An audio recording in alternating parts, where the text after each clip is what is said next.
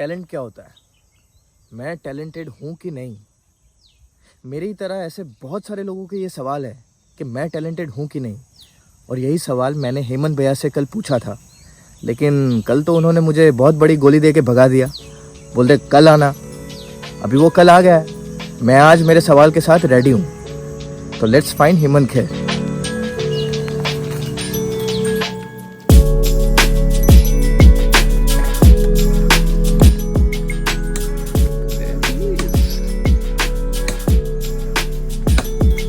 क्या कर रहे हो?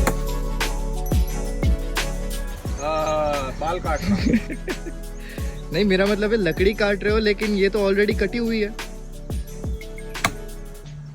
ये जिस पे तुम खड़े हो वो रास्ता है। अच्छा। और ये अभी तूफान आया था तो ये गिर गई। ओके। अब इसको नहीं काटेंगे तो रास्ते में आएगी। यस। तो मैंने बाकी आधा पेड़ तो काट के रख दिया है। अभी इसको भी काट रहा हूँ ताकि तुम्हारा रास्ता साफ हो जाए। सर। It's about others. वाह सर। बाकी मैं तो वॉक कर ही लेता हूँ। सर, कल मैंने आपसे कोई सवाल पूछा था। हाँ। जो आपने बोला था, एक बड़ी सी कैप्सूल दे दी थी आपने कि कल आना। हाँ। तो मैं आज आ गया हूँ। हाँ। आपको वो जवाब आज देना है। सवाल याद करवा दूँ आपको? हाँ। टैलेंट क्या होता है, ये सवाल था मेरा। हाँ।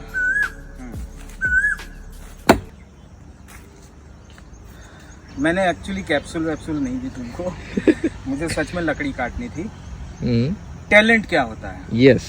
टैलेंट मतलब लकड़ी काटना। For example for me right now, जैसे ये लोगों का रास्ता साफ करना वगैरह बात अलग है, वो तो मैं ऐसे ही बोल रहा था। पर क्या है कि लकड़ी काटना जो है एक बहुत फिजिकल काम है। आपकी सांस चढ़ती है, आपको पसीना आता है, आपको मजदूरी टाइप का काम लगता है फिजिकली, लेकिन psychologically I am enjoying it. क्योंकि मुझे ये करते करते धीरे धीरे समझ में आने लगा, मज़ा आने लगा, आनंद आने लगा। ये सब लकड़ियाँ जब काटी तो मैंने मजदूरों को देखा काटते हुए कि वो सीधा एक जगह पे वार नहीं करते हैं, वो अलग अलग जगह पे चिप निकालते जाते हैं धीरे धीरे धीरे धीरे, और धीरे धीरे लकड़ी छोटी होती जाती है और अल्टीमेटली वो कट जाती है। Now what happens with me psychologically is I don't feel it as work, I am immerse in it. मैं उसमें खो जाता हूँ, डूब गया हूँ, तो मुझे बहुत मज़ा आने लगता है। वैसे ही किसी को हो सकता है कि घास काटने में मज़ा आए, किसी को हो सकता है गाना गाने में मज़ा आए, किसी को हो सकता है पेंटिंग बनाने में मज़ा आए, किसी को पोइट्री लिखने में मज़ा आए, किसी को दुकान में सामान बेचने में मज़ा आए, किसी को डांस में मज़ा आए, किसी को एक्टिंग। ओके।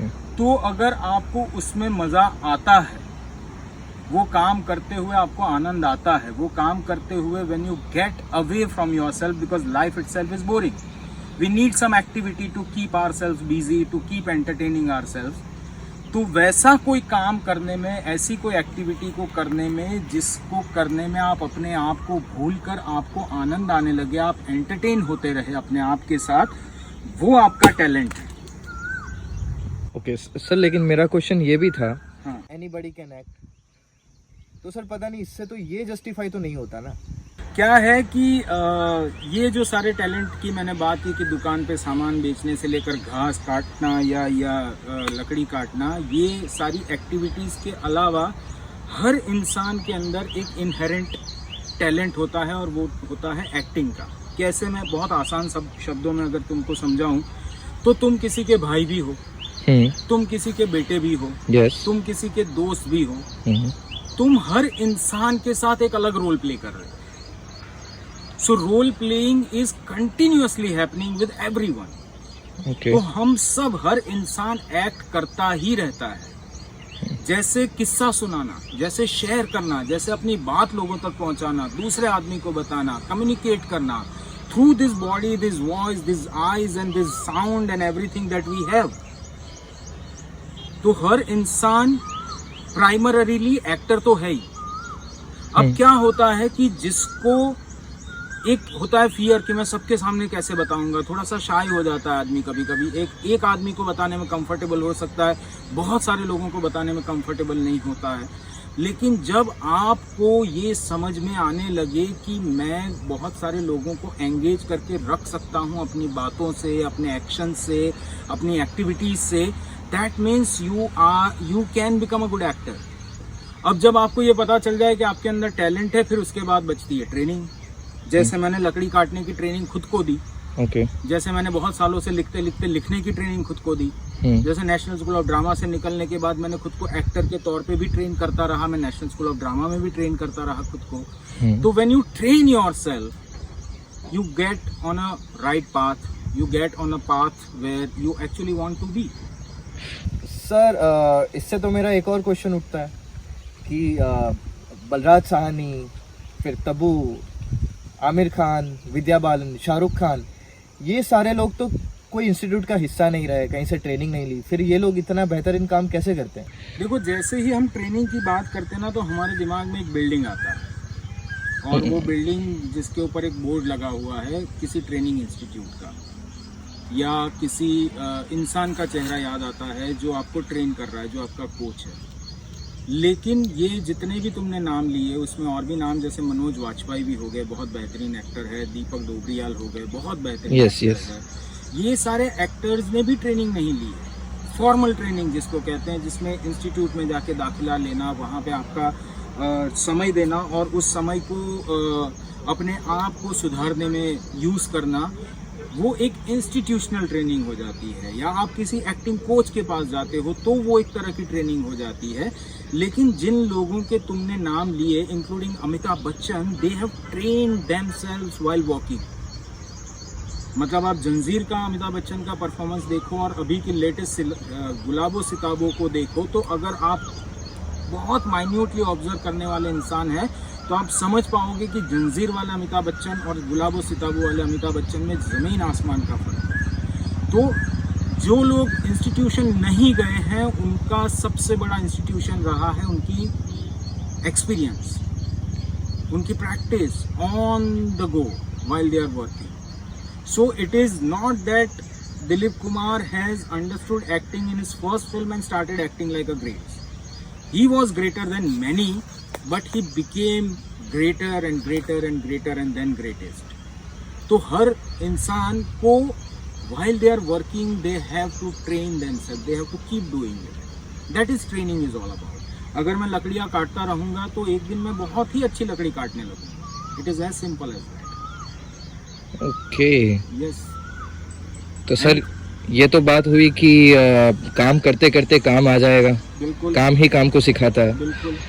तो बात यह है कि आज का कंपटीशन तो ऐसा है सर कि हमें यानी पहला ही हमारा जो काम होता है उसमें अपने आप को प्रूव करना पड़ता है। शायद ये लोग को मौके मिल गए इतने सारे, क्या पता आज के एक्टर्स को इतने सारे मौके मिले या नहीं। देखो, ये बात ना परमुटेशंस और कॉम्बिनेशंस वाली है। जैसे कि आप अगर एक जगह काम ढूंढने जाओगे तो आपको एक जगह नकार दिया जाएगा, आप 4 जगह जाओगे 4 जगह नकार दिया जाएगा। लेकिन अगर आपको 400 जगह पे जाओगे तो हो सकता है कि 4 लोग आपको बुला लें, हो सकता है 4 लोग आपको मौका दे दें।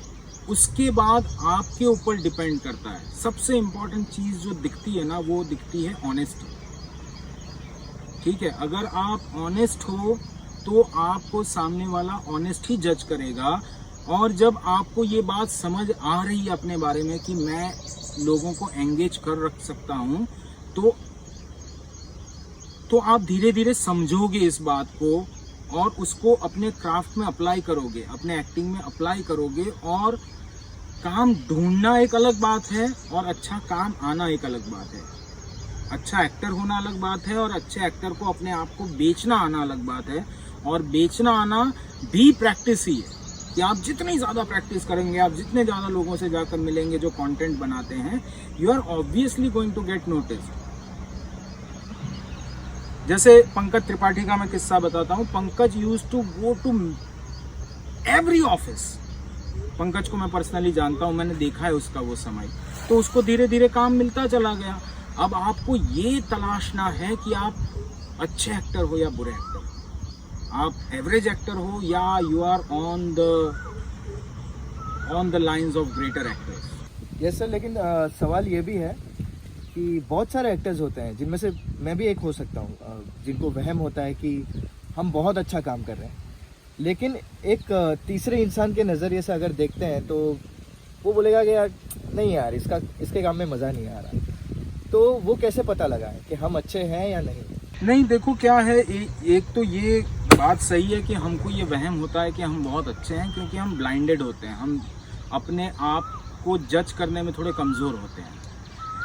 हमको लगता है कि हम जो कर रहे हैं वो सबसे बेहतरीन है, लेकिन इसको तुम ठीक कैसे करोगे? यस, इसको ठीक करने के लिए आपको अपने आप के साथ बहुत ट्रुथफुल रहना पड़ेगा। जब आप अपना काम या आप अपना वीडियो, कोई भी ग्रेट एक्टर को देख लो यार, वो they are never satisfied with their work. किसी भी ग्रेट एक्टर का इंटरव्यू सुनो, किसी भी अच्छे एक्टर का इंटरव्यू सुनो, तो आपको, जैसे मैंने इरफान खान जैसे एक्टर का इंटरव्यू फिल्म कंपेनियन पे सुना, तो उन्होंने किसी एक्टर का नाम लिया जिनको मैं ढूंढ रहा हूँ, वो नाम ठीक से सुनाई नहीं दिया। उन्होंने कहा I am effortless but I want to be as effortless as him. So he knows his limitation. I am not talking about comparing yourself to anybody, but you should know. आपको अपने काम को बहुत क्रिटिकली देखना चाहिए। दूसरा, जब कोई काम करते हुए आपके एफर्ट्स खत्म हो जाते हैं, आप उस रोल को करने में या उस परफॉर्मेंस को करने में बिल्कुल उसमें डूब जाते हैं, and you feel like that is the greatest and the best use of my time, where you forget the sense of time. आपको टाइम का सेंस खत्म हो जाता है और उस काम के अंदर आप खोते जाते हो। There you find that you are good at it.